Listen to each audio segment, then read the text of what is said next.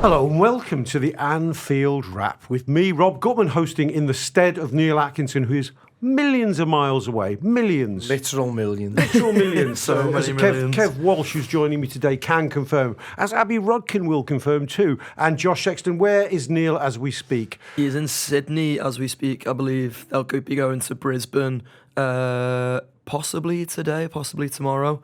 I don't know when these first couple of live shows are, but yeah, it'll be in Sydney at the moment. So if you are listening from Australia and you don't have tickets to the Perth or Adelaide show, then please come and join us. Anfieldwrap.com/tour live. Yeah, Anfield Wrap on tour. I was thinking a lot. We're going to talk about this bloody final in a minute. But I was thinking about Neil's day, Neil and Gibbo's days yesterday. Oh, bless him. Right.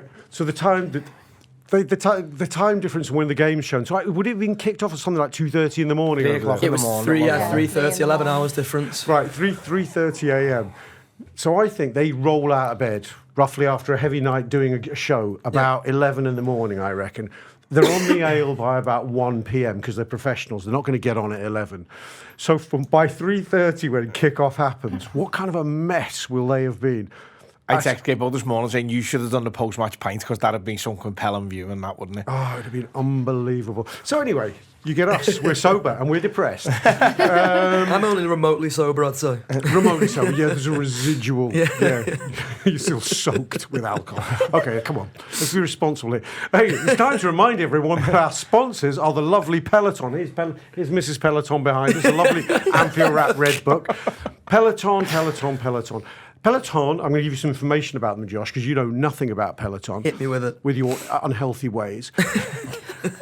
Peloton is the official digital fitness partner of LFC. Peloton prides itself on empowering its members.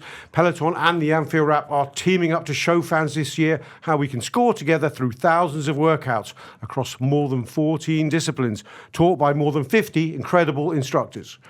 We have a growing Anfield Wrap Peloton community of subscribers and listeners who are encouraging each other, offering tips and generally having fun. If you're interested in joining us, message John Gibbo, and he'd love to have you on board. Thanks, Rob. I'll do that straight away.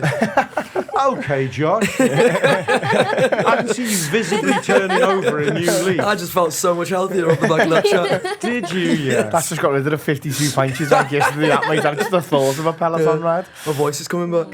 Oh, boys and girls, what are we going to do with ourselves today? Right, I'm going to do this show in 3 parts. The first one is going to be, I think you'd subtitle it, "The Reds were shite, eh?" ? Second one, we'll actually drill down into that game and sort of, I don't know, what are we going to do? I don't know what we're going to do. Just discuss what went wrong. And in part 3, I want to try and lift our chins off the floor and remind ourselves, our privileged, ungrateful selves, that we are actually in a bloody title race here. And it may not even be a race as such, it may be a title procession, but who knows? In this pessimistic frame of mind, we could talk ourselves into any kind of doomsday scenario, and we'll have a good go at it. We might go full AFTV. I think Abby's up for it, I think Kev's up for a bit of AFTV. So we'll start off with "The Reds are shite, eh?" Josh, you were at Wembley yesterday, like were all of us at Wembley yesterday? Yep, we were indeed. We're all just back and in a bad way. So, as bad a Liverpool Cup final performance as I can recall, Josh. Tick. Possibly the worst. Yeah, I think it's the worst performance of the Slot era too. It was just like, I said it on the Pink yesterday, and I've sort of not really changed my mind since then. If anything, I think I've probably felt worse about the result and the performance really as time has gone on. We were just outthought, outgunned and outmanned was what I said on the Pink yesterday, and it still feels like all those things are true really. It still feels like basically from minute one Newcastle wanted it more, and I think like that's not enough on its own. I've sort of hated there's been a few people who said like, oh, it's just simple, Newcastle just wanted it more, because if you're a well better team than Newcastle, which we are, like we don't need to remind everyone that we're top of the league by 12 points, like we are a far better team than Newcastle. It shouldn't be enough for them to just want it. Of course they're going to want it probably more than us. We're in loads of cup finals, and it's a very rare occasion for them to not won a major trophy in 70 years. Like if you're a Liverpool player, you've got to expect that Newcastle are going to come out and fight as much as they fought. But that's where if you play the game on your terms, play your normal game in the way that Liverpool have done so often this season, sort of strip that emotion out of it, which is one of the things we praise this Slot team for doing so far so much this season, haven't we? But they just didn't do that. It felt like they just played into Newcastle's hands at every turn, really, that Newcastle's game plan. Just absolutely snookered us, and from there, there was not a single point in the game where I thought Liverpool were going to win that game of football. Really, just didn't create enough. The minute we went behind from their goal, I was basically expecting another of their goals to come, and then even the Chiesa goal late on, it didn't feel like it gave you that boost to be like, all right, yeah, we're going to go and complete this comeback here. And I think Neil put it in his match review yesterday, but it would have been the biggest heist of all time if we had. So I think everyone just got what they deserved from the day, really, which was disappointment for us, unfortunately. Yeah, it was horrible, Kev, wasn't it? Really, what's inevitably coming at us, I've noticed when I just flicked onto social media in the morning and thought, oh, why have I done this? Is the tsunami of a new narrative which has been building, I think, since PSG knocked us out, which is, well, actually since the away performance in Paris where we weren't very good despite winning. It's a building narrative that maybe this Liverpool team aren't that good. I mean, you saw such geniuses as Richard Keys tweeting about it this morning, but we've certainly given a lot of food, ammunition really to people who want to suddenly turn what's been just a wonderful season until the last week, quite frankly, into something we've all got to feel a bit ashamed about. And I'm just bereft at that. I don't want to let it get to me, but it is getting to me. Let's not be too hasty in giving absolute sausages like Richard Keys any airtime at all, but certainly any more than they actually deserve. I think the rest of the country would take great delight in us proceeding to the league with absolute ease and then being able to go, well, that wasn't very good, was it? Well, have a little look what it looks like outside Anfield in a couple of weeks' time when we win the league, because it's going to go off its head. Absolutely. It's going to be one of the biggest celebrations the city's ever seen. And rightly so, by the way, because we've been brilliant this season. And we might not be playing really well at the moment, and Christ knows we didn't play really well yesterday. But what you've got to remember is the reason we're so far ahead in the league is because we've been so good and so consistent for so long. The issue with that is, obviously, you're going to hit a tail-off point at some stage. And we just unfortunately have hit it in a week where we probably could have really done with being conditioned to go again. Yesterday was... Listen, it was terrible.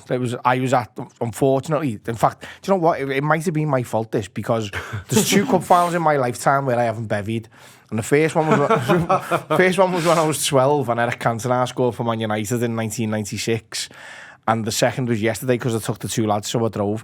So you see, I've taken young children to football before, but that doesn't stop me drinking, Kev. Yeah, you want to have a good hard look at yourself. I believe me, Rob, I've been contemplating this all night, and I should have been a booze-soaked idiot like Josh, and maybe the Reds would have actually been okay. I rode the peloton home. It becomes like a role reversal. They become the designated carers for you. Well, unfortunately, at 9 and 11, I still don't really trust mine that much. And I think anyone who's listening to this and anyone in the room can definitely attest to the fact that I am an absolute pain in the arse when I'm pissed. So maybe I should take the responsibility for it. But yeah, the whole day yesterday was, I'll be honest, I had a great day because it was the kids' first cup final. So I've got loads of boss memories with them, loads of great photos and that. We met Sander Westerveld in the ground, loads of stuff like that, which is lovely. But the performance on the pitch was absolutely terrible, and the performance probably from the bench in terms of what Arne Slot did, there's question marks to be asked about that. But isn't it nice to have question marks asked when we've lost a cup final and we can realistically say, oh, it's one of them then, isn't it? Because if we were in Arsenal's position, or basically any one of the other 91 teams in the league system, well, we'd be going, oh, we've thrown one away there. And we did, we've thrown a cup away, but we've got bigger fish to fry this season. Now, that's not to say the reason we've thrown it away is because of that. What I'm saying is, I was as gutted as anybody in that ground yesterday, but you've got to remember that football is all about winning the league. It always has been and it always will be. And the European Cup's a lovely little accompaniment to it when you can win that one as well. But league football, as Bill Shankly said, is what it's all about. It's the bread and butter, and Paisley may have even said it. And we are going to win the league this season. So as gutted as I am about yesterday, and believe me, when we get into it, I'm going to slag some of them players off. Those same players will be held aloft on our shoulders down the Anfield Road in a couple of weeks' time. So we've got to keep a little bit of perspective on the matter, I suppose. Yeah, I mean, that's a You're not interested in perspective, are you? No, I am. When I was the doomy scenario I gave and said they're all bantering us and they're all saying we're shit is just so that you could give that speech. I knew it was coming. But it is hard. It is tough, Abby. I suppose we've, as Kev was saying, we've put ourselves up there to be shot down. I mean, even the year we won the title, they had to sort of find. I mean, they had to find a worldwide pandemic to go. Well, you only won it because we're behind closed doors. I can't even remember what excuses. But there has to be some way to diminish what's been an incredible season. If, and we dearly hope it, we do go on to win the league. In one sense, there is nothing better, and we need to check our privilege and go, that is all that matters. Do the events of the last week, going out the European Cup the way we have maybe, and losing the League Cup final the way we have, do they take any shine off a potential league title? There is no way. There's literally no way you're thinking about this week we've just had when we're winning the league. I could not, once we've won that league, I could not give less of a shit. And I do think that we've won it. Anyone that's saying we haven't is just someone that's trying to spin something in the media. I feel like media outlets are desperate to be able to be like, oh, could something happen? Because the league's pretty much tied up. The 3 that are going down, and the league's done. Arsenal basically just let us have a run at it recently, and we have to lose 5 of our last 9 or whatever. But like me and Josh were talking before, there's just no way Arsenal don't drop more points either. And you can spin this whole thing of, they've put it down to 12 while we've been playing a final that we've lost, and they play again before we do. And the media are just desperate for there to be something there that could mean our whole season fall apart and it's a catastrophe. But there's just something about this country with Liverpool where they're just like, oh yeah, quadruple, let's keep talking about the quadruple and talk about all this pressure of how they should win everything because clearly they're that good. And then it's, they've gone out to the FA Cup or whatever, maybe a treble. And they put that much pressure on us that they don't really do to anyone else. When the likes of City win the league, it's like amazing achievement. He's done so well, 90 plus points, whatever. How amazing's that? If it's Liverpool and we just win the title, that's all that seems to be out at the minute. That's all we've just win the title. Literally, Yeah. this will be the first time we can all actually be together in the ground and win the Premier League, obviously because of the COVID situation. And it's, this is the shittest year of it. They've all been terrible. Like, Liverpool have had a clear run at it. Worst winners you'll have ever seen. And it's like, what? We don't care. No one cares. Literally, we don't care. Yeah, yesterday was devastating, but I will not be thinking about that at the end of the season at all. Fab. The right answer. Abby, fantastic. But yesterday was what it was, Josh. There's no getting away from it. That we're still in the cool light of day, the bit where it's raw and it hurts. And I'm trying to make sense of it. I think we all are as fans. It doesn't make sense because everything that Kevin and Abby have just said is true. We're top of this league by miles for a reason, because we're good and because we've shown teams all season long we're good. But we were so poor yesterday, and I can't get my head around it.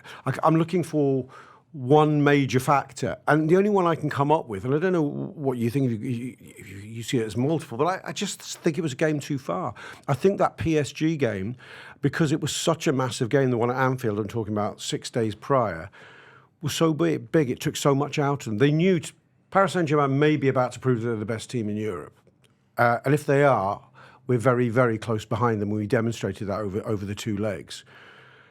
But trying to beat them, and we came close to doing it, may just have taken too much out of us. Yeah, I think it's a combination of factors, really. Like, I think Newcastle were... Like, they've just spent weeks preparing for this game. I remember us talking on the shows a couple of weeks ago about how they were, resting Ishak and doing things like that to basically prepare themselves for this final, I believe. I've not seen the actual interview, but I believe there was a quote from Eddie Howe yesterday where they were basically asked him whether he was, holding back a bit from what he did at Anfield to surprise Liverpool a bit in the cup final, and he confirmed that he was. He confirmed that, yeah. I haven't seen his interview. That's smart after the fact, that, isn't it? I know. We were shit the other week, so we could beat them today. Yeah. Grow up, Eddie. But I think there is something in it. I agree with you on the whole, Kev. It feels a bit like he's saying, he's making the excuse for losing a couple of weeks ago. But I just think Newcastle were so prepared for this game. It was their entire purpose for their season, really. And I absolutely don't begrudge them that at all. It should be it's the first major trophy in 70 years. They should really have all eyes on it. I think Neil said on a Friday show a couple of weeks ago as well that he was Newcastle should be going strong for the FA Cup. I'm not even necessarily sure I agree, because because like Newcastle might have like a chance of winning the FA Cup, but it's as much of a chance as, you know, the all the other teams that are in that. They had you know, I know it's not 50-50 chance because Liverpool are brilliant, but they had the puncher's chance because they're in the final of winning the League Cup at the very least, and I'd argue a better chance than that because Liverpool are capable of putting on the performance they put on yesterday, and we've not seen it often this season. You know, it's been a week where I think Newcastle have been able to build themselves up in the right way emotionally for it, and we've actually had just a massive emotional setback. Like you saw how much it meant to Mo Salah getting knocked out by PSG in the Champions League. He was like in tears after the final whistle and stuff, wasn't he? So for your best player to respond to a game like that, that's going to have a toll on the rest of the team as well. Like I think I mentioned this on a show the other day, but you don't know who controls their own social media and stuff like that. But McAllister put a really emotional Instagram post on after losing in the Champions League as well. So that will have taken a lot out of players that are already pretty, you know, mentally and physically fatigued because of how big the season has been. So when you say like, was it a game too many? I think it was for the mental and physical reasons, but also like just the emotional. Like it was almost a game too many in this week where, you know, even the first leg against PSG was a really sort of emotional and tiring encounter. They get, you know, a tough Southampton game at Anfield, which was way tougher than it should have been, really. And I think that was probably because they were feeling that sort of emotional, mental and physical fatigue as well, but they were just about riding on a high after the PSG game. And then PSG come to Anfield and do what they do there and win the game on penalties. And I think it's just been like such a big setback for Liverpool in a week where they're going on to a cup final. It almost became like not ideal preparation for it then, whereas Newcastle had, you know, all the preparation in the world and have basically been, even though they've been still playing league games, they've basically been like, you know, tossing away those league games really. They've not given a fuck because everything in their world has been about the Carabao Cup final. Yeah, it's a difficult one, Kev, to sort of judge the performance and what you take from it alongside being still excited and proud of this Liverpool team this season. I think I came out of it yesterday when I tried to settle my mind saying you have to be able to hold two thoughts in your head at once. And one is that what we've done this season has been incredible, and a squad has contributed to it, and some lads have been real stars of it. But I think the last week, and I'm going to go from the first leg in Paris through to bits of the first half against Southampton, through to the entire game yesterday, where, if you're honest, I think honest or knee-jerky, this you can decide, that this isn't a complete Liverpool squad, or even maybe 11. It isn't the finished article. Now I've watched Liverpool. You know, I'm old enough to watch Liverpool teams win leagues in the 80s in particular, and you'd come out of the season thinking, I don't know how we strengthen this in the summer. Maybe we buy a left back. That's about it. This one, I'm in a strange position to think this is a Liverpool team that could break points into the 90s. It could be, you know, as an with the number of wins and the hopefully few amount of losses, it could, in the record book, look like a seriously good title-winning Liverpool team. Hopefully, that's what it becomes. But the eye test at times, you go, I'm not sure about him. I'm not sure about him. I'm not sure about him. And it's not one or two. It's quite a few who you could say, I definitely don't want them. They may stay in the squad, but I'm not sure I want them in the first team next year. And in the case of two or three, you'd say, I'm not upset if they get sold in the summer. Yeah, I think you've absolutely nailed what's happened in the last 10 days from the first PSG leg. Is we've played the same players every single game. And listen, that in and of itself is not a bad thing in terms of, me and Josh were talking before the show regarding rhythm. Definitely something that benefits a team.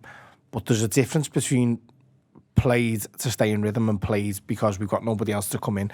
I think in the first team, you're probably looking at a minimum of 3 positions where you go, we need to improve that. We need a new left back. That's as clear as day for anybody to say. Andy Robertson's being great, but all the caveats for that. But listen, what you've done in the past is no good for Liverpool going into the future. Darwin Núñez and now unfortunately Diogo Jota are no good for Liverpool at number 9. Now it's clear as day for anybody who's been watching it. Jota's always been a player who you go, if we could keep him fit. But we said that from the very start of his career, and now it looks to me like the injuries are taking a toll on him, and Núñez just isn't good enough. That's fair. That's as far as I can see. You've got Luis Diaz, who started the season like a house on fire, and in my opinion has reverted back to his mean in the last however long it is. Now, these players that's 3 first teamers you can absolutely 100% pick. They're not necessarily the issue, because you've got 8 other players there who you think they're the best in their position in the league, if not the world. So you can say that's solid. Your issue comes when Gravenberch has been unbelievable all season, but now looks like his legs are falling off, and it's because he's been played every single game. So Bosley is fantastic. He's brilliant. He keeps doing the running, but how much better would he look if he had 20% less minutes in his legs because we had somebody to come in? Now, that somebody's not Endo. Endo, listen, he's not my favourite. I don't particularly rate him. He's useful in a certain situation, very limited situations. You look at Chiesa, not good enough. It's a gamble. It's a cheap gamble, so no problem there. But when you look to the bench, and especially some of the benches we put on in the last couple of weeks, there's just not enough quality there. There isn't enough quality to come off the bench in the game, but there is certainly not enough quality to rest players and keep up a similar level. So we can look at that as a negative and say, well, why have we done this? Or we can look at it as a bit of a positive and say, we've got quite clear goals there in terms of buying players and improving the squad, which then take us to another level next year. You've obviously got to caveat that with saying we don't know if 2 of our 3 best players are staying next year. I think we all think Trent's going now, don't we? But even if those 2 sign, I still think it's a big, big summer window, because the midfield we've got is amazing, absolutely amazing. But 4 men into a 3-man midfield of that quality is not enough. It's not enough if you've got a top quality Man City chasing you down, where we've got Arsenal this year, probably not that level, but City are always going to be in the wings there. So we've got a situation now where we can say, okay, we've won the league. Well, I'm going to say we've won the league. We have won the league. And we can say, okay, well, we've got some very clear goals in order to strengthen from a position of strength. Historically, as everyone who knows listens to this, I'm not a fan of the owners. Historically, we've not strengthened from a position of strength. This year, this summer, we've got to do that, because otherwise the manager, and he's been unbelievable this season, he's going to he's well within his rights to ask questions and say, well, what do you want me to do? I'm not a miracle worker. He's been signed because he plays a certain brand of football, which is great, and I've loved watching it. But he's also been signed because he's got a history at his previous clubs of keeping players fit. But he must be saying to the owners now, listen, I can keep them fit to a certain point. I can keep them on the pitch, but I can't keep them to 100%. It's impossible. They're human beings. They're not robots. So what we need to do now is supplement the quality that we've already got with some more quality going forward for me. And as I say, this season, it looks like a bit of a negative.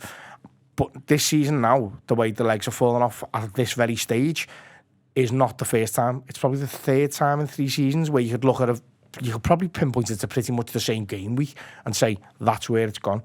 And it's an easy, I think it's an easy fix to just go, okay, well, we supplement it with 3 to 4 first team players. So instead of having a first 11, we go to having a first 14 or a first 15. And that first 15 then are just rotated during the season. So when it comes to these crunch games, if somebody like Gravenberch is looking just a little bit leggy, you don't look to the bench and go, we can't play Endo against them. We look and go, there's Zubamendi. Now, given we tried to sign him in the summer and it didn't quite work out, they've obviously got a similar idea. But for me, I'm choosing to see this as a bit of a positive. We're going to strengthen from a position of strength from winning the league. Yeah, I think the positive way to look at it, Kev, you're right, is it can be win-win. You know, we can win the thing we always dream of winning, and also we get a warning. We've also been informed, we've been given the knowledge of how we can go again.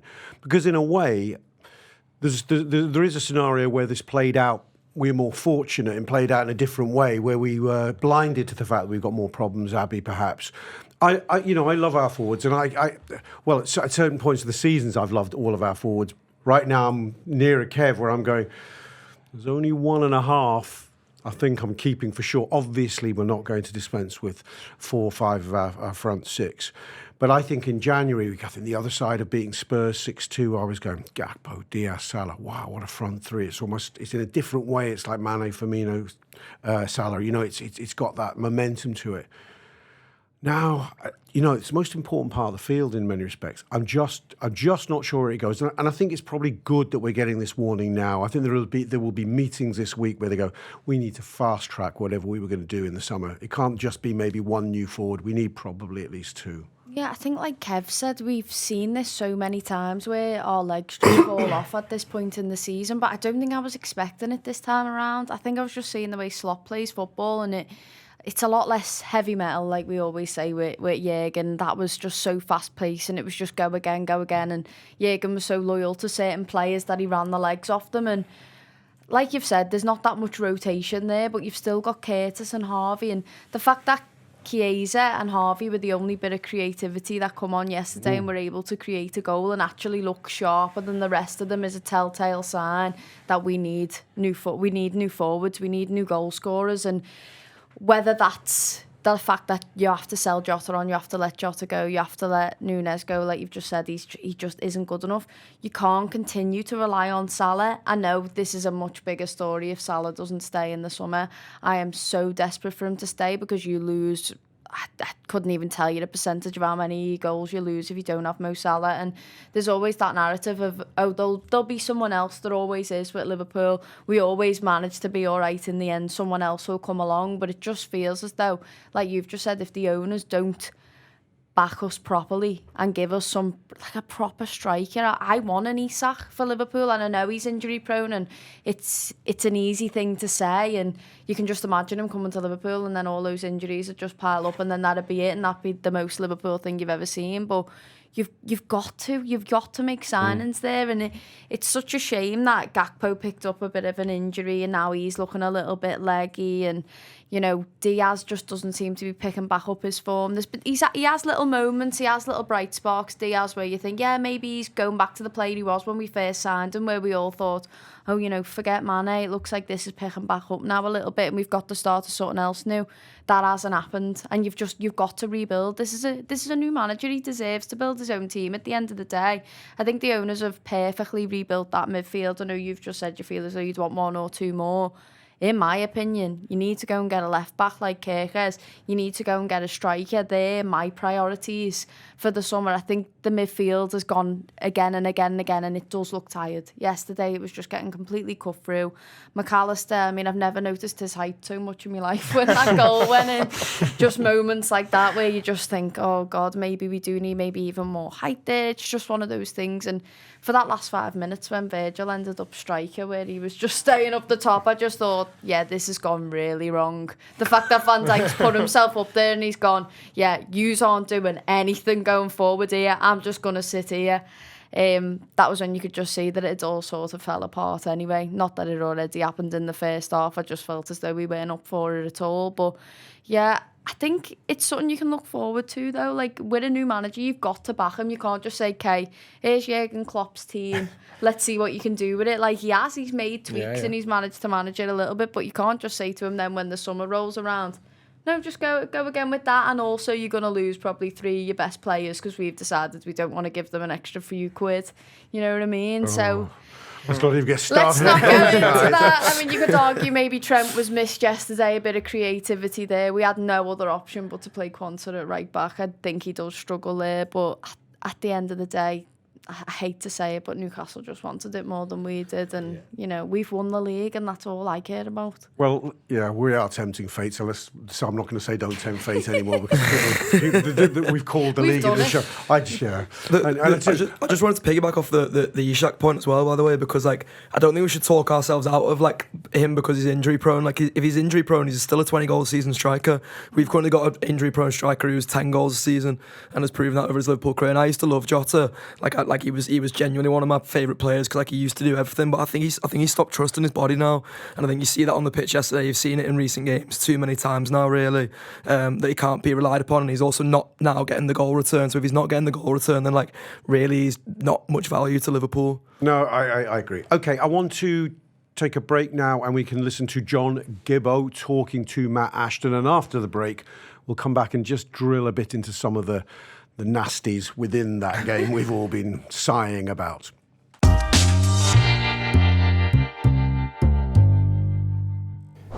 It is John Gibbons. I'm delighted to be joined in the studio by an old friend now. It's Professor Matt Ashton, who is the Director of Public Health here in Liverpool. Matt, it's your first time coming in. We used to do a few Zooms. Loads of Zooms over the last couple of years, but nice to be here in person. But finally here, and we want to talk a little bit about health, about public health. It's all building up to the Legends game, which is taking place this weekend, and it's going to be a fantastic opportunity for lots of fans to come together. But it's also one of the main reasons, where it's obviously a fundraiser for the foundation, and a lot of the money this year is going to health, and so that's why we're here. But before we sort of get all to that, just a little bit on you, first of all, Matt, and we'll start with football because it's where I always start.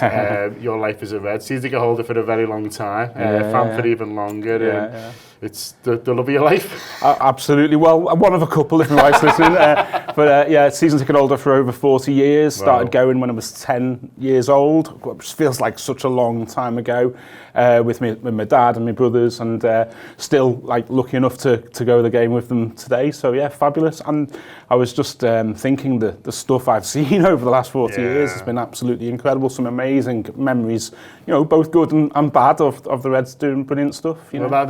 That is football, isn't it? The highs and the lows. And we were talking before about how you'd almost milestone your life from events and that player scoring on the debut and winning that trophy, and it sort of punctuates, and you jump back to where you were then at that moment. Absolutely, and there's always like a long list of it, isn't there? And I was thinking about, I remember when Kenny Dalglish was appointed as player manager, but equally I remember the day that it was announced on Radio City that he'd resigned after the 4-4 with Everton. I was thinking about Stan Collymore scoring on his debut for Liverpool at Anfield, which was just a beautiful sunny day in August. And then obviously the wonderful 88-89 season where we had Barnes, Aldridge, Houghton, Beardsley playing together, just playing the most amazing football, and we still didn't win the league, but won it the following year. And then, some of the wonderful European nights we've experienced. There's so much, isn't there? A bit of pain along the way as well, some kind of, awful events which, bring into reality, where football sits in our lives. But overall, just like so, proud and delighted to be a Liverpool supporter. So I guess for you, with your love of Liverpool that beams out of you, and your passion for public health, getting involved with the LFC Foundation was quite a straightforward decision, and I'm pleased to do it. Oh, absolutely delighted, real honour to be asked. So I am fortunate enough to sit on the advisory board for LFC Foundation. So the foundation is just this amazing organisation doing good work in our communities, particularly for our communities who most need help and support. And I advise them on strategy, on areas to focus, what programmes they might need to do and where they might need to put them. But, that doesn't feel like work at all. That just feels like an absolute privilege to be able to do it.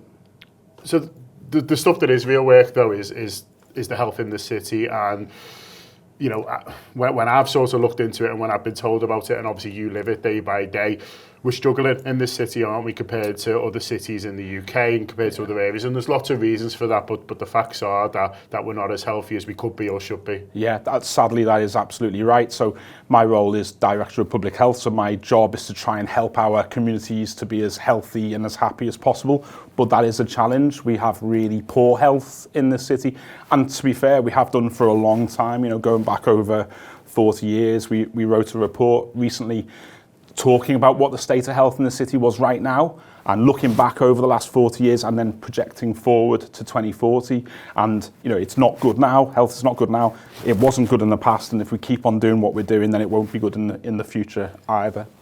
So what can we do as a city? What can we do as individuals to improve this? Because, we want better quality of life, we want longer life for the people living here. So, what do you look to do on a macro level, if you like, and then what changes do you try and make in individuals' behaviour, like myself?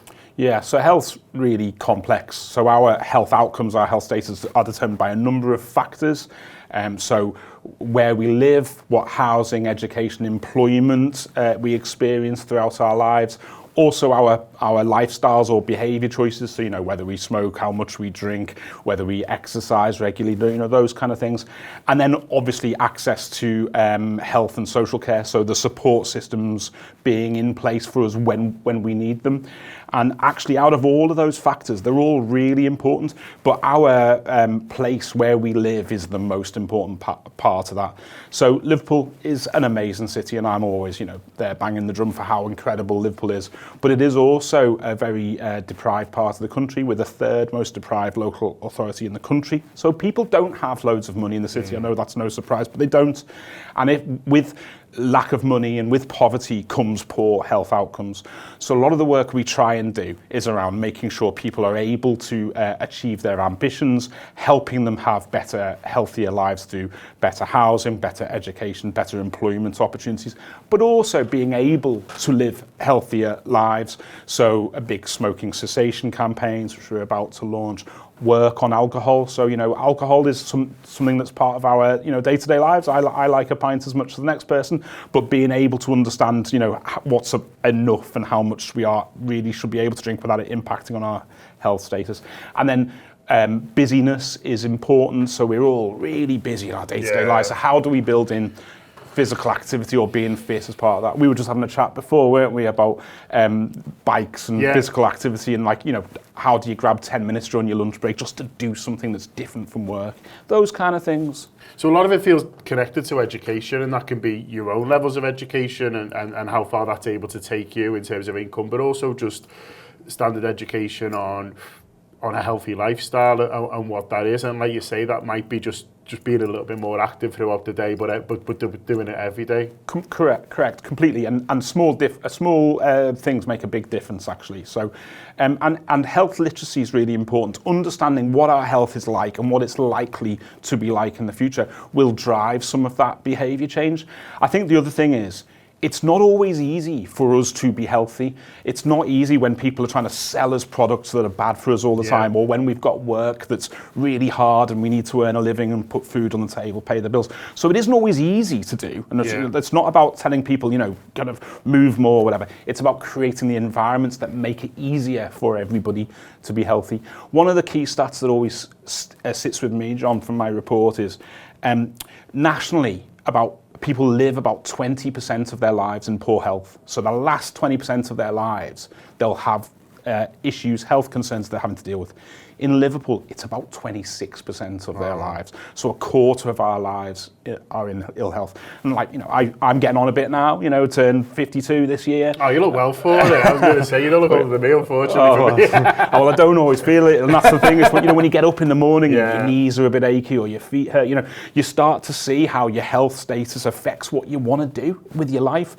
And I'm sure most people, I certainly don't. I don't want to live the last quarter of my life in poor health. So I'm not saying I'm the healthiest person around, but I try to be really mindful of health status, and I just try and make sure that as a city we do everything we can for people to be as healthy as possible. So what's the club and the foundation in particular, their role in all this? Because when we've been to foundation events and we've spoken to people, they've always talked about the power of the badge. So what is that when it comes to health? Yeah, so fundamentally the foundation is able to put health improvement programs on, working with our children and young people, but working with wider members of the community on physical activity, on healthy eating, on mental health and well-being. And they can do really good things, and that's a health improvement program. The difference is it's the badge of Liverpool that makes the difference. So our children, young people, one side of the city or another, they love the work of Everton. Everton, the community, love the work of LFC Foundation. They're switched on. They want to be involved. They want to do good stuff. So the power of the badge is absolutely enormous. And we've got a foundation there backed by our amazing club that wants to do good things in the heart of our communities. So I'm so impressed by the work of the foundation. I'm just delighted to be able to support it. So what kind of things are they doing for people who don't know, sort of on a week-by-week basis? So that can be anything from dental health, so working with schools, with primary schools, about how to look after their teeth and making sure kids aren't drinking too much sugar and brushing their teeth properly, those kind of things. Obviously lots of football, but physical activity-based activities, so getting our kids out and doing stuff, being more active.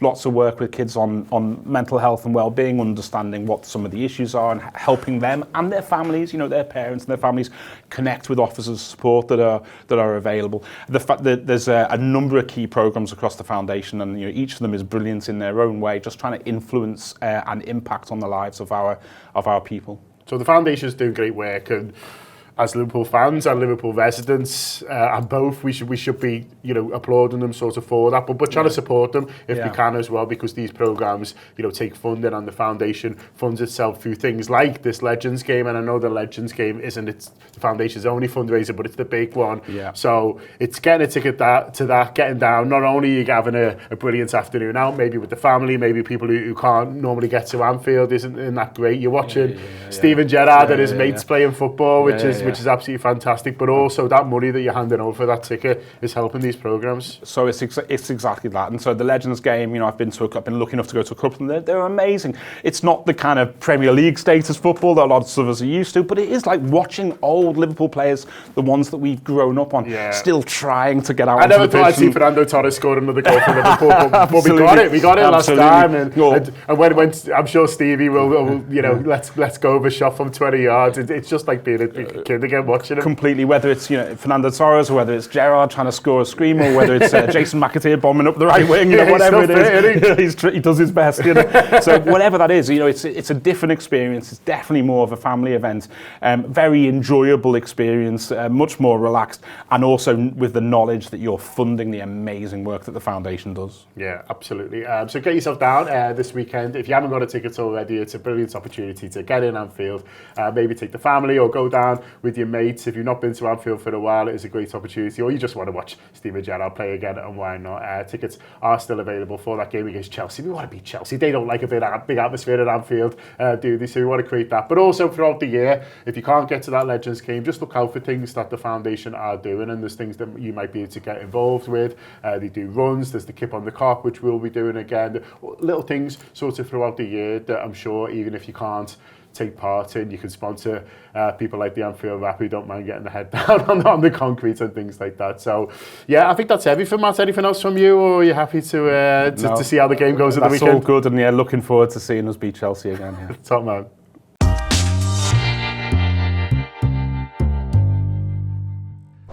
Okay, let's talk about what happened within that game. I know we've all hinted at it, but it was a nightmare that unravelled in stages, Kev.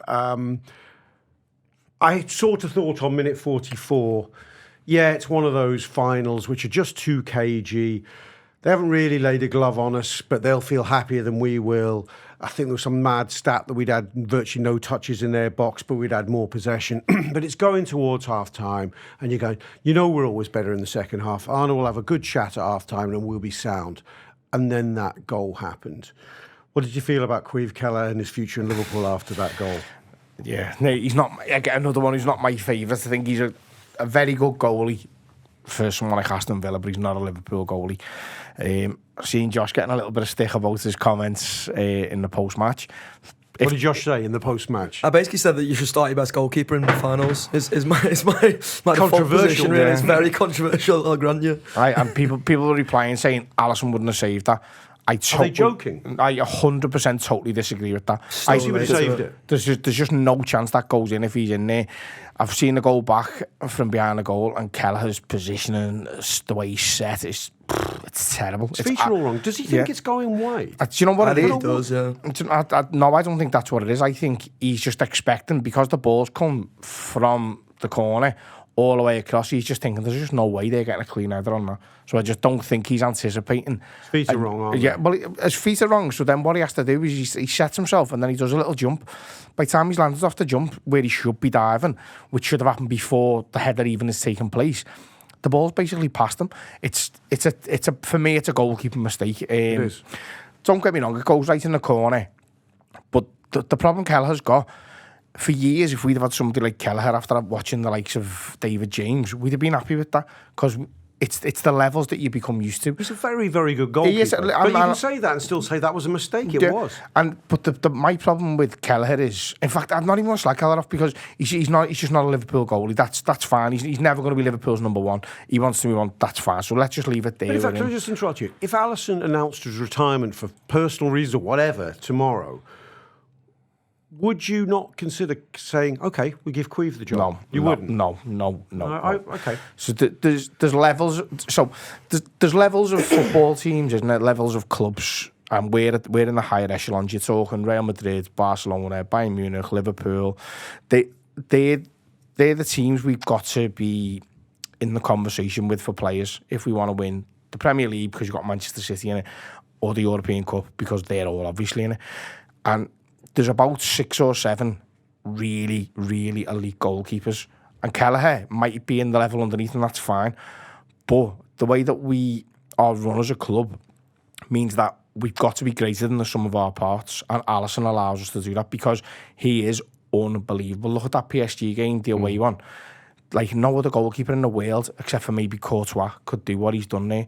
So that's the level we've got to be aiming at. And I'm not slagging Kelleher for not being at that level. Don't get me wrong on this. I'm not giving him down the banks for that. My point is, for Liverpool Football Club, we've got to have in those key areas, we've got to have the best ones available. And we've got the best one at the moment in Alisson. The fact that we've signed another goalkeeper makes me nervous about Alisson's intentions, because he strikes me as the type of fella who might just go in a year's time. Do you know what? I'm either retiring or I'm moving back to Brazil to play for my boyhood club, or something along those lines. I don't see him leaving for another European club. But my issue there is Kelleher is a good goalie. I say he's good. I'm not saying he's bad, but for Liverpool, he's not the right one. So on that goal, Kelleher's probably going, if you listen to this, which I'm sure he's not, he'd probably be going, I hope not. All fair points, Kev, you've just destroyed my career. But he's probably going, could have done with a little bit of help. Seeing the fella at the back post is 6'7", and Alexis McAllister's supposed to be blocking him. Because at every single corner, McAllister was the one closest to Dan Burn, which is just ridiculous, isn't it? But the other counterpoint to that is, Arne Slot's probably going, well, that's because what we're doing is he's not supposed to be winning the header. We're supposed to have players blocking their main attacking threats in terms of corners, so that our best headers of the ball can go and attack the ball. So that's why zonal marking's good, because if you put Van Dijk on Dan Burn and Dan Burn goes and stands by the other corner flag, what they've done is they've just taken Van Dijk out of the game, so you can't allow that to happen, and I understand that.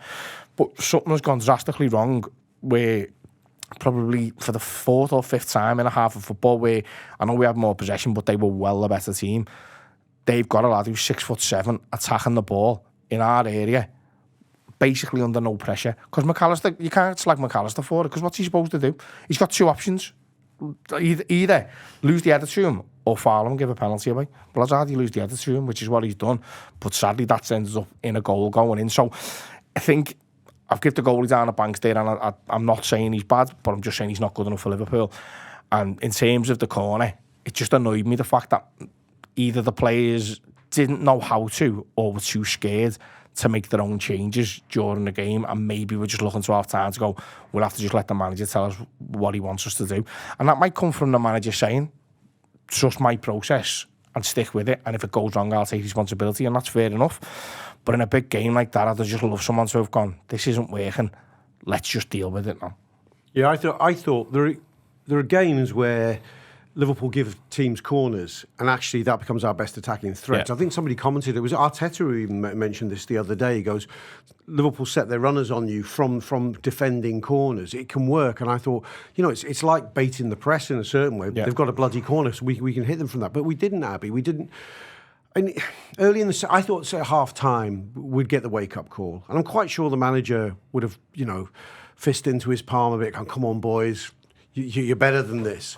But we come out just as sluggish, really, and then we concede that goal early in the second half, which it's a bit sort of Groundhog Day. It's like a sort of goal when we have conceded goals we don't like this season. It's been that goal, a ball from attacking down their left or against our right, and a ball to the back post, and somebody beats us. Andy Robbo on the back post because they're bigger than him, and then the rest is all about Isak's class. But it felt like we shouldn't be conceding that goal still.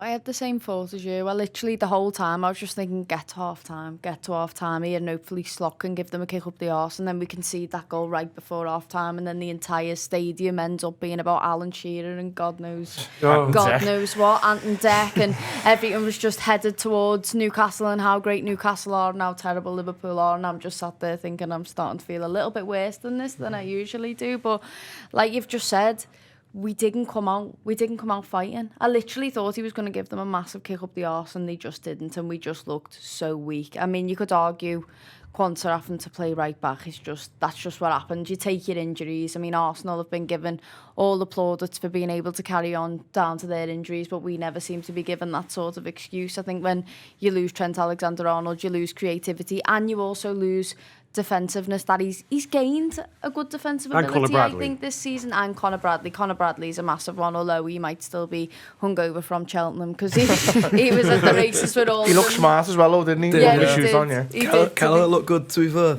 Yeah. I'm only messing, Queen, if you're listening. Yeah, but that's another thing though. Like to go back to Kelleher point, I just feel as though it was his competition, and that could have been his last game for Liverpool. It probably was his last game for He doesn't Liverpool. play the semi-dos, is he?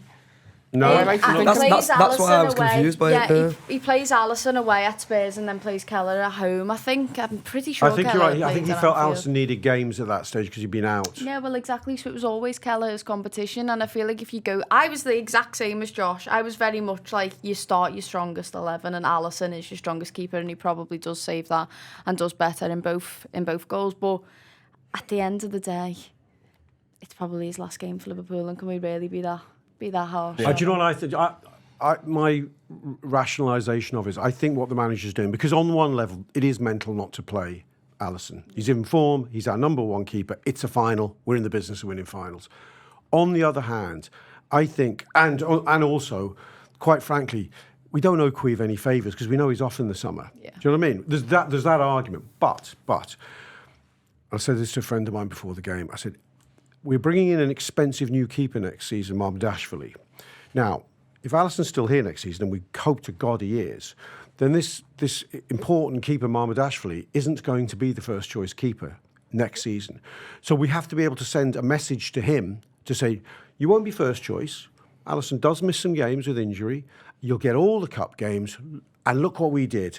You're the number two last season, even played in a final. Yeah. So I think the manager was thinking, if for the wider long-term good of squad harmony and being able to convince a really good keeper to stay number two for a year or two, he almost had to signpost that. And I think that's the explanation. Can I just cut in? No, well, I can fully get behind that as a way of thinking, right? But Mamdashvili is Liverpool interested in him, and he would crawl over broken glass to get to Merseyside. So that's not an issue there. And in my opinion, what you're saying as a strategy there... I think that slots for you. I'm not saying it's mine. No. So, I'm not calling you for the Bobby J. I would never. Hey. But I think that's the type of mentality that holds you back as a club when people start saying, well, you can't... Who's going to be the 18th best player? I'm not asked who the 18th best player is, and nor should the 18th best player. Whoever's in that squad should think, when I get my chance to go on that pitch, that is going to be my shirt and I'm going to keep it. The issue we've got at the minute is we've got players who are getting on who know no matter what they do, they'll never be good enough to get rid of the players in front of them.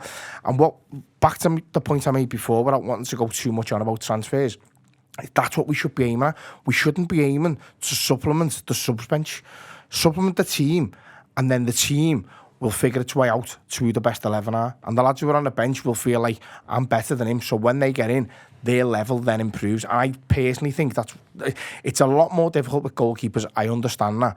But also, if you sign for Liverpool, you've got to have the mentality that when I get on that pitch, mate, that's my shirt. So if Mamdashvili wants to play in a League Cup final next year, well, do you know what? When Alisson's injured, as he will be at some point in the season, show us that you deserve it. Not this thing for the next goalkeeper who's coming along. Oh, please sign for us. You might get a League Cup game. I'm just not into that.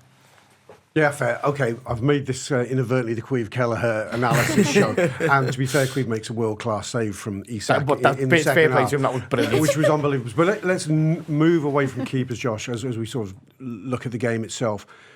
Obviously, we found ourselves 2-0 down, and then what transpires is a series of moments which, in hindsight, maybe at the time, I don't know, because we don't get back in the game, people can have and will look at the manager going, that seemed desperate, because there's a change in systems and a rapid series of substitutions. Now, personally, I liked it. I liked all of that. I liked the boldness. I liked the ability and courage to keep twisting and to be... It's almost as radical an approach from a Liverpool manager as I can recall. And he's clearly not a stupid manager, as he's demonstrated all season long. And people have been very keen to praise him when he's got this right in the past. But I feel there's been a bit of a rush to damn him for trying whatever he could in the end.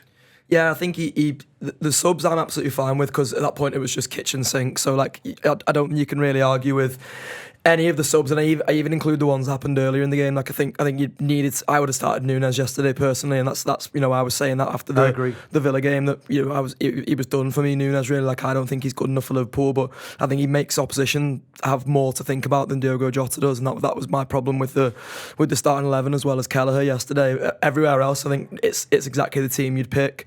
Núñez and Jones, was it being the first two subs, is exactly the first two subs that I'd have done, and the ones after that are the kitchen sink. It's just those two key areas, I think, where Slot does get it wrong. And like I know you don't want it to be the Kelleher analysis show, so I'll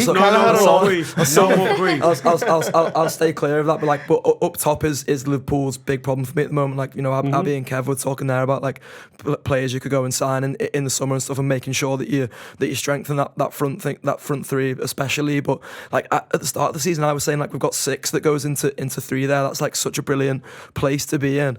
But the trouble you've got now is like they've all hit bad form at the same time, and I don't know if you can call Salah's bad form necessarily, because obviously he gets his goals against Southampton, albeit both from the penalty spot, but I don't think he was bad in that Southampton game. I think Núñez was quite good in the second half of that Southampton game. It's just that you've got Gakpo, who still looks like he can't run, and like God knows what's up with him, bless him.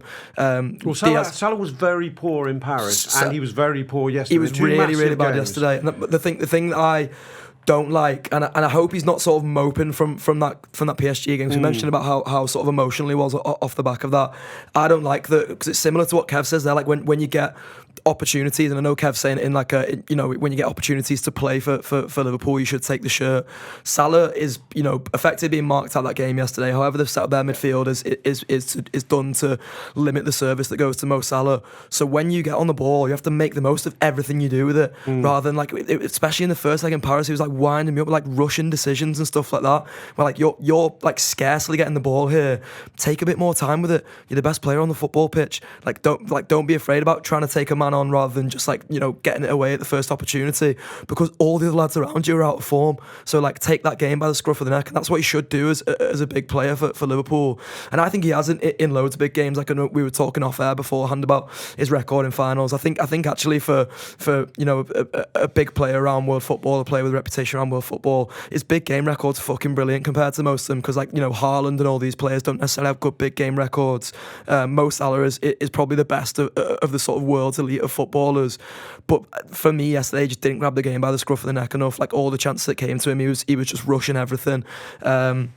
And that was probably what sort of wound me up the most yesterday was that forward line. Really, like the midfield has been so brilliant for us all season, but it's tired. Gravenberch was, I think was our player of the season until probably about 2 months ago now, and I'd say it's probably been as long as 2 months that he's been out of form for, because he's looked dead tired.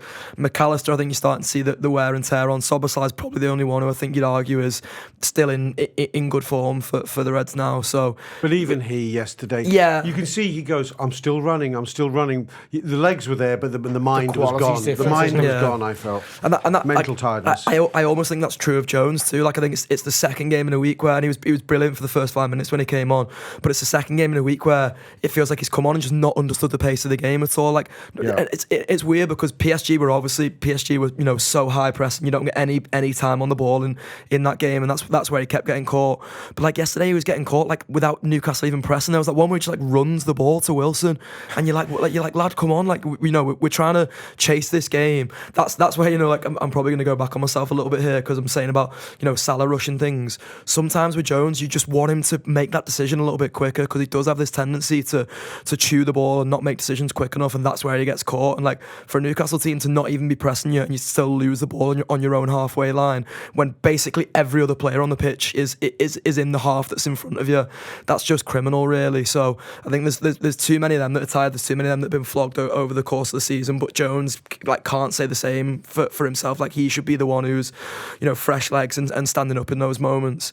Mo Salah, I can understand the tiredness, and you mentioned the trouble with Mo is that it seems he always have this tendency to want to keep him on for whole games, but it's because he's the one that if a chance pops up to, he's obviously going to take it. So I can understand that from the manager's point of view as well, but he needs to be grabbing it by the scruff of the neck more too.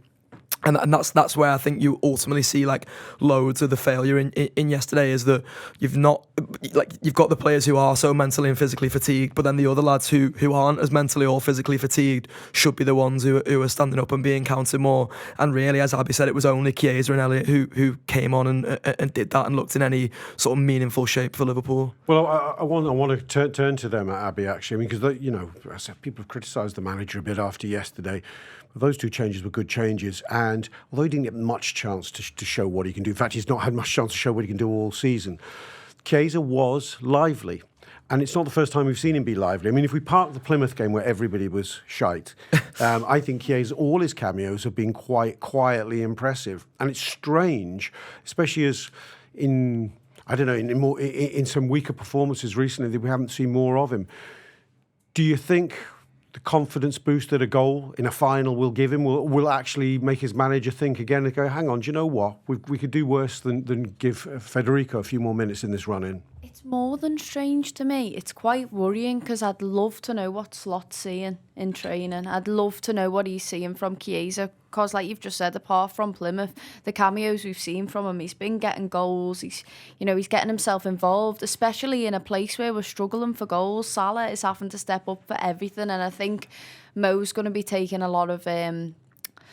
He'll have a bad taste in his mouth, Mo, because I feel like the media have just gone on about, Ballon d'Or, this is the best season for Mo. He could definitely go on to win the Ballon d'Or. And in the space of a week, that's all just fell apart for Mo. And now all of a sudden, he's that player that gets no goals that aren't penalties in finals. He never steps up in the big games.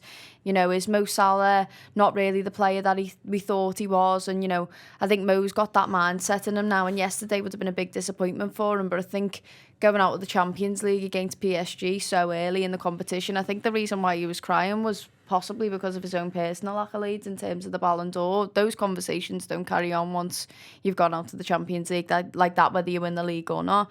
Especially at his age, I think that's probably a thing of that was the opportunity for him to get it if he was going to get it. So I think when we're lacking goals, and like Josh has just said, Gakpo's a little bit slow at the minute. Diaz doesn't seem as creative as he was. Jota, the injuries have just absolutely done him in, and Nunes isn't good enough. I think you're looking at the likes of Chiesa and you're thinking, he actually looks all right. So what is the issue? Why are you not choosing He looks him? explosive, which like you've seen that Gakpo looks incapable of being explosive, and Jota's not been explosive since probably about October now. Yeah, the game. It's a form issue, and if he's the guy in form, what the hell? Let's give him a go. So why is he not getting chosen? And that's a massive thing for me. And even Elliott, I love Elliott, and like I've said a million times, Jurgen said he was the player that he would have played more if he could have. If he could go back, he'd give Elliott more game time. So what is it with Slot? That I know we've got the best midfield. We have McAllister, Gravenberch and Szoboszlai, but they look shattered. So now you're going into the last 9 games of the league, you've got to start making changes. But I do think he probably made the decisions I would have made in the final. I don't think I'd have made any other decisions in terms of the starting 11 apart from maybe Alisson, but I'd love to know what he sees in Chiesa. I'd love to sit there and watch training and see what it is with him that he doesn't fancy. Fucking shite, that's what he sees. All right. There's no more buses and there's no more players that get thrown out. I want to finish this. You can have the last word on the final, Kip, but I'm going to push you in a direction which... the shithousery of Newcastle, and how, if it was us, I suppose there's part of me that applaud it, but the throwing not one but 2 men to the turf every time we had some momentum was so obviously coached and prepared. I mean, I'd say they must have done that 6 times where they threw 2 bodies at once to the turf. I mean, their time wasting was elite. Elitely shithousey. I didn't like it, but you can't argue with them keeping the ball in the corner flag. It's part of the game and it's legal. But you can argue with the bullshit around a referee falling for 2 lads falling over every 5 minutes. I've got limited sympathy for Liverpool in terms of that, because remember the game where Fabio Carvalho scored in like the 99th minute at Anfield? Yeah. They'd done exactly the same that night. Nick Pope went down with cramp. I think, how does a goal get cramp? Madness, you know what I mean? I think, listen, as far as I'm concerned, I've watched Rafa Benitez go away to Europe, and it was Platini called our football dog shit on a stick or something like that, and I wore it as a badge of honour. I wasn't interested in seeing boss football. That's being defensive. That was being defensive. No, it is, but not semi-cheating, which is what Newcastle no, listen, playing don't at. get me wrong. In the ground, I was screaming at the referee. that it was so obvious what he was doing. There was one where one of them went down on when we had a corner, got treatment on the pitch, and he didn't make him go off for the 30 seconds. No. I lost my mind. Is that a rule about corners or something? Yeah, it was because we were taking a corner, weren't we? It was Joe Linton, yeah, he run the two of them who should have been off. I know, I think that's the rule, but it's bullshit rule. Listen, we've all played in matches where you're not the best team, so you do whatever it takes, and them Newcastle fans, mate, they don't care about that. Eddie Howe's been doing that for years, Nick Pope's been doing it for years, and we've got to sort of take... The problem is, we let them go 1-0 up. We let the big man score at the back post, so then you can't moan that they're going to waste time. Don't get me wrong, I disagree with it. It's terrible to watch. But if you're a Newcastle fan in that ends, do you care? You probably don't, do you? So I think, I don't know, I feel like griping over stuff like that's just sour grapes, isn't it? Yes, it is sour grapes. You're absolutely right. It's just how Rob likes his grapes. Hopefully they turn into wine. Okay, let's try and finish on a high after ploughing the depths of our despair all show long, and I hope you've all enjoyed that despair. And therapy, innit?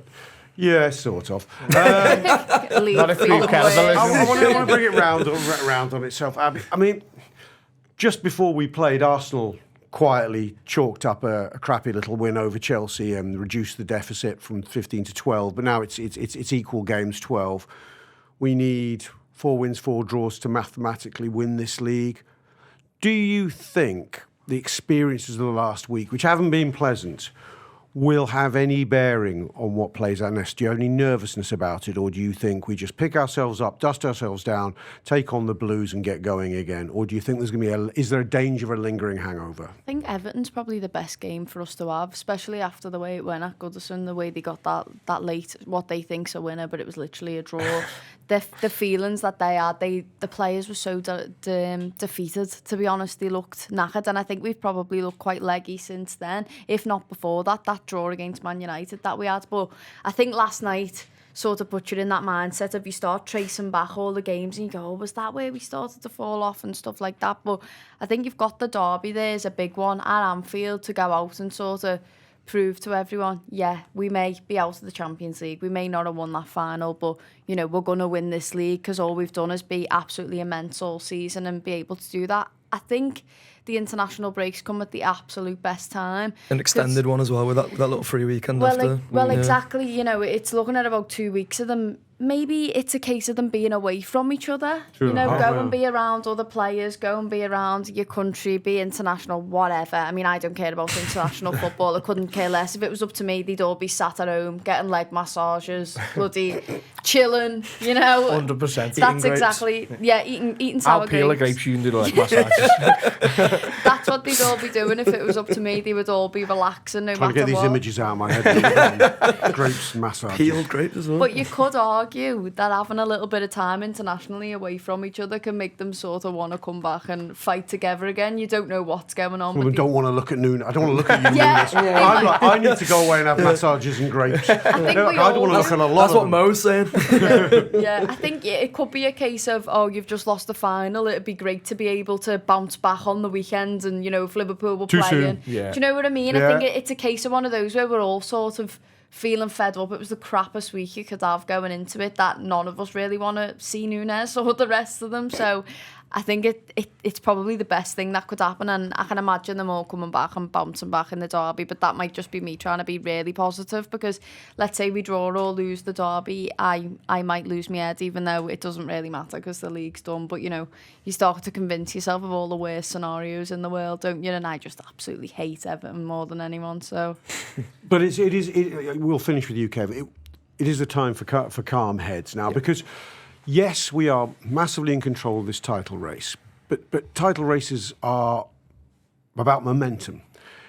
We've currently played ourselves into a negative momentum cycle. There's no glossing over that fact. It's been a shitty old week, and we need to keep. I think it's time for cool heads. Really, I mean, we may not be Everton in the. They're more resolute, and I don't think Arsenal will relish going to Goodison. By the way.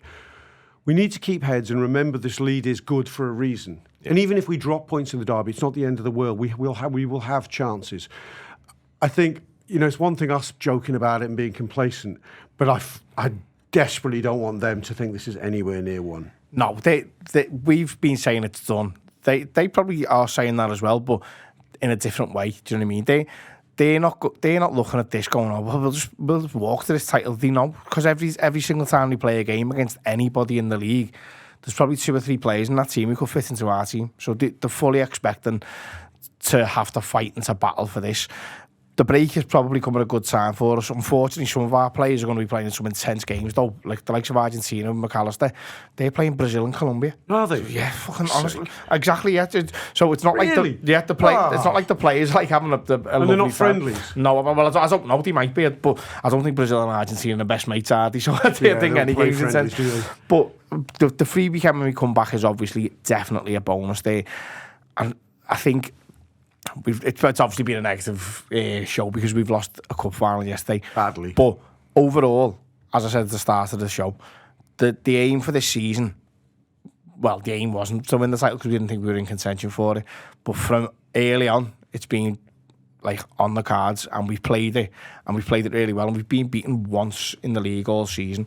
And momentum can go against you, but it doesn't take a great deal either to get your spirits back up, does it? And a win against Everton will certainly get our spirits back up. We'll get their spirits back up. And then when it's the countdown to 2 more league wins, Arsenal have dropped points, the players' momentum gets up. And it's so much easier to play and watch football when it's going in your favour.